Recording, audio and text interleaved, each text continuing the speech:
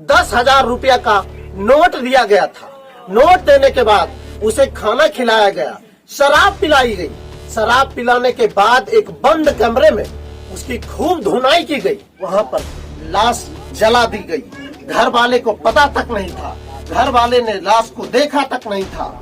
आखिर ये हाथरस का दोबारा कांड बिहार में नहीं है तो क्या है? सरकार तत्काल इस बातों को संज्ञान में ले, नहीं तो बिहार के जितने मजदूर कर्मी हैं हम ईंट से ईंट बजा देंगे। बिहार के समस्तीपुर में हुआ दूसरा हाथरस कांड। आधी रात्रि को पुलिस ने मिटा दिया वो सबूत। इलाज के दौरान क्या क्या दवाई लगा वो भी छीन लिया गया।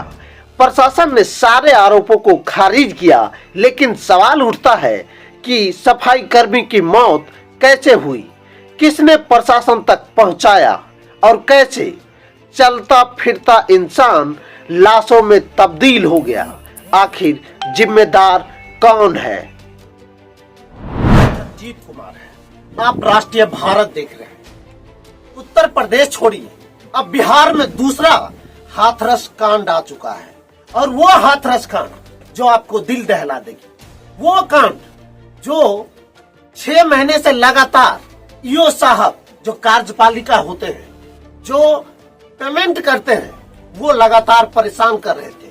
अंत में धक्का मुक्की की बात आती है और धक्का मुक्की के 3-4 दिन के बाद, 1 सप्ताह के बाद उस व्यक्ति की मौत हो जाती है। मौत होने के बाद रातों रात लाश को जला दिया जाता है। ये कितना भयावह है। ये जो समस्तीपुर की निकम्मी प्रशासन है, ये उसके काले करतूतों को उजागर करता है। ये रोसराज का जो प्रशासन है, ये उसके काले करतूतों का उजागर करता है। आज हम उसी परिवार के यहाँ आए हैं और उसकी ग्राउंड रिपोर्टिंग करने के लिए आए हैं, जहाँ से ये खबर बनती और खबर भी हमको पता चला तब जब रोसरा तक के पत्रकार प्रशांत जी ने इस मामले को हाईलाइट किया और हाईलाइट करने के बाद हम धरातल पर पहुंच गए। धरातल पर जब इस खबर की जानकारी मिली तो वो रूह कपा देने वाली है। उसे सुनकर आप दंग रह जाएंगे। हम उन लोगों से बात करेंगे जो लोग यहाँ पे हैं। और 1 मिनट आप आ जाइए कि राम सेवक जी जो है वो लगातार काम कर रहे थे। लगातार बीमार थे? न बीमार नहीं थे। जिस दिन वो काम करने के लिए गए थे, हाँ, तो हमारे साथ ड्यूटी कर रहे थे। ड्यूटी करने के बाद यहाँ पर आए, घर आए थे। घर आने के बाद क्या हुआ? तेगाद घर पर से तेगाद हम भी काम करके हमें चल जाते हैं घर। नस्तर टोली में घर है, तो ये चल आए 5 फुट कोदारी उदारी लेकर नहाने सुनाने के लिए। तो बोला कौन आदमी लेगी, अब बचिया बोलबे की बोला के लेगी। तकर बाद हमारा मालूम नहीं कौन आदमी कौन सी किया नहीं की। एक बात की आपकी जानकारी दे दूं कि स्थानीय लोगों के माध्यम से, गुप्त सूचना के माध्यम से मुझे पता चला कि कुछ लोग आए थे बुलाने के लिए और बुलाने में 10,000 रुपया का नोट दिया गया था। नोट देने के बाद उसे खाना खिलाया गया, शराब पिलाई गई। शराब पिलाने के बाद एक बंद कमरे में उसकी खूब धुनाई की गई। धुनाई करने के बाद राम सेवक जी को थाना में छोड़ दिया गया। थाना में कौन लोग छोड़ने वाले थे ये प्रशासन को पता होना चाहिए, लेकिन प्रशासन से जब मैंने बात किया तो उन्होंने कहा कि इस मामले की जांच हो रही है, लेकिन जांच क्या हो रही है वो चीजें हम आपको बाद में बताएंगे। लेकिन पहले आगे की कहानी सुनिए।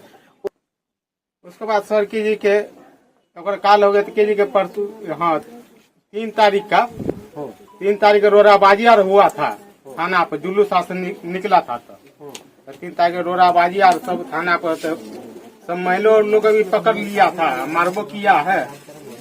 6 गो महिला, 4 गो मर्द है, 4 गो लेडीज है, 10 गो पकड़े हुआ है। दूसरी जानकारी आपको दे दूं कि जब यहाँ पर आए थे उसके बाद पेमेंट नहीं मिला। जब ये लोग जब पता चला कि उनके साथ मारपीट हुई, मारपीट के बाद थाना पर गए थे या पहले? मारपीट हो गया तो सेवक जी जेल में थे। समझ लीजिए कि सेवक जी जेल में गए। जेल जाने के बाद ये लोग थाना पर पहुंचे। इनका ये कहना है जो चीजें सामने आ रही है वो भी हैरान कर देने वाली है।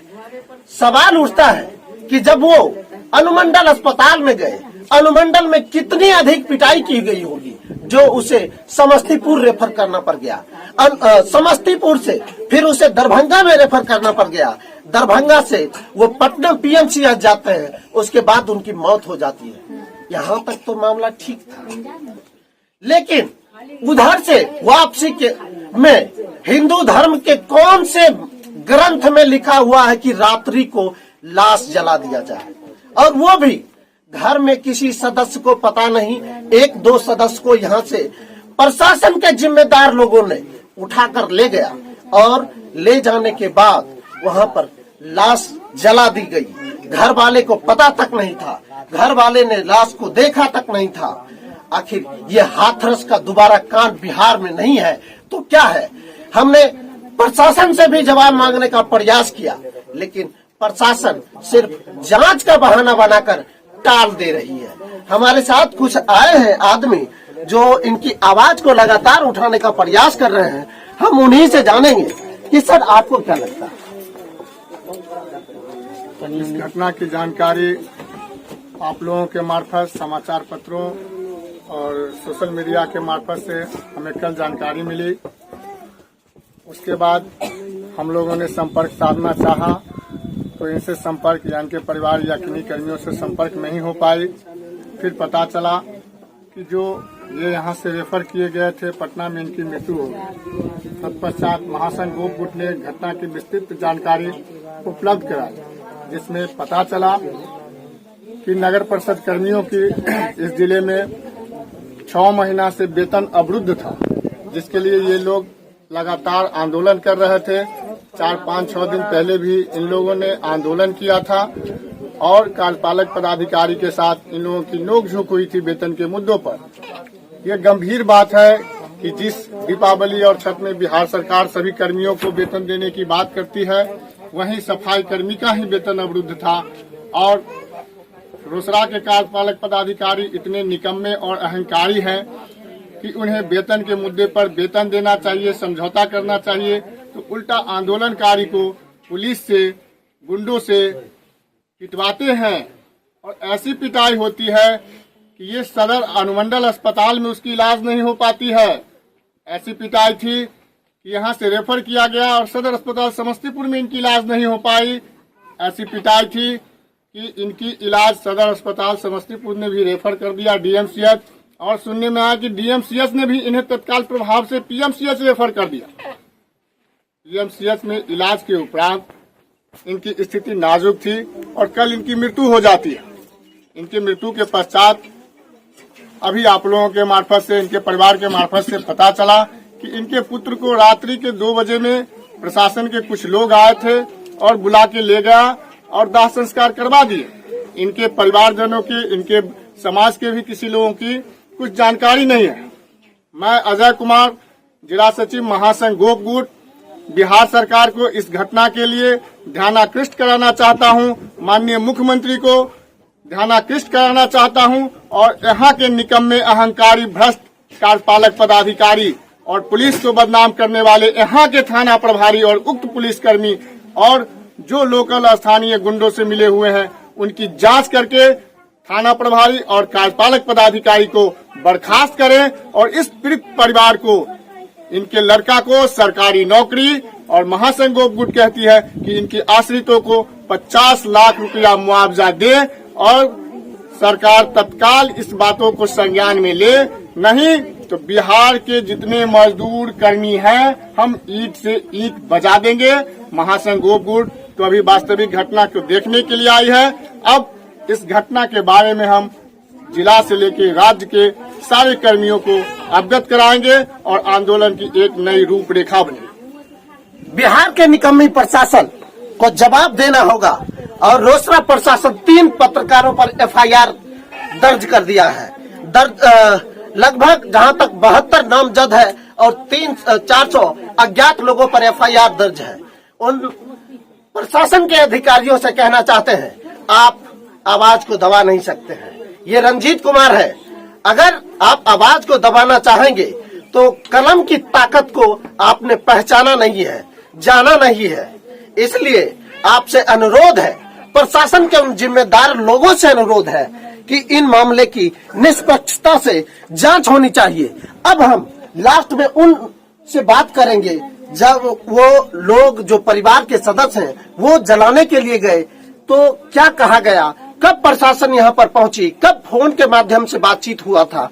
एक पता चला था, शाम से बात कर रहे थे भाई से, जो आ रहा है तो रात के 2-2:30 बजे आ रहा है, तो हमको यहाँ से ले गया प्रशासन के द्वारा। वहाँ से उनको जला क्रियाक्रम करके वहाँ से आए।